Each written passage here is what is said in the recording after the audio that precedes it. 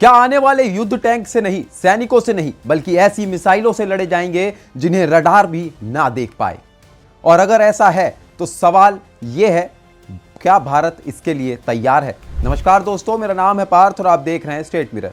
21वीं सदी का युद्ध 20वीं सदी से बिल्कुल अलग है। पहले जंग जमीन पर लड़ी जाती थी, आज आसमान से फैसला होता है। Drone, air strike, missile attack और अब हाइपरसोनिक वेपन सिस्टम। बिना किसी देरी के पूरा मामला आपको समझाते हैं कि हाइपरसोनिक मिसाइल सिस्टम है क्या और ये भारत के पास कितनी मात्रा में है और भारत ने अभी कौन सी मिसाइल डेवलप करी है। दुनिया का युद्ध पैटर्न क्यों बदला?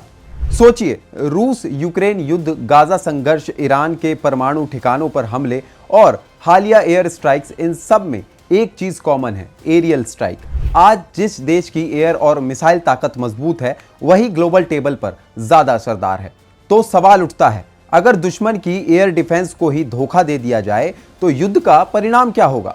हाइपरसोनिक वेपन्स क्या है? हाइपरसोनिक वेपन्स का मतलब है मैच 5 से ज्यादा रफ्तार, यानी ध्वनि की गति से, यानी साउंड की स्पीड से 5 से 6 गुना तेज। इतनी तेज कि रडार को प्रतिक्रिया का समय ना मिले, एयर डिफेंस सिस्टम कंफ्यूज हो जाए और टारगेट तक पहुंचने से पहले उसे रोकना लगभग नामुमकिन हो जाए। अब दुनिया के बड़े देश इसी तकनीक का इस्तेमाल कर रहे हैं और इसी तकनीक पर दांव लगा रहे हैं।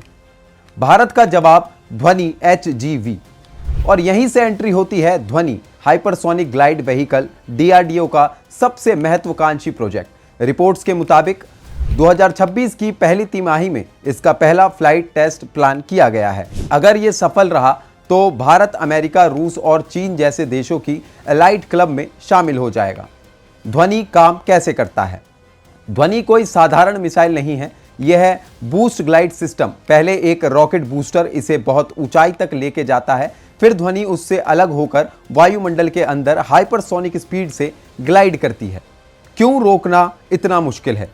ध्वनि की संभावित स्पीड मैच 6 या उससे ज्यादा, यानी करीब 7400 किलोमीटर पर आवर। इतनी तेज रफ्तार पर रास्ता बदल सकती है, तीखे मोड़ ले सकती है और प्रिडिक्ट करना बेहद मुश्किल हो जाता है। यही वजह है कि मौजूदा मिसाइल डिफेंस सिस्टम इसके सामने कमजोर पड़ जाता है। टेक्नोलॉजी के पीछे का विज्ञान।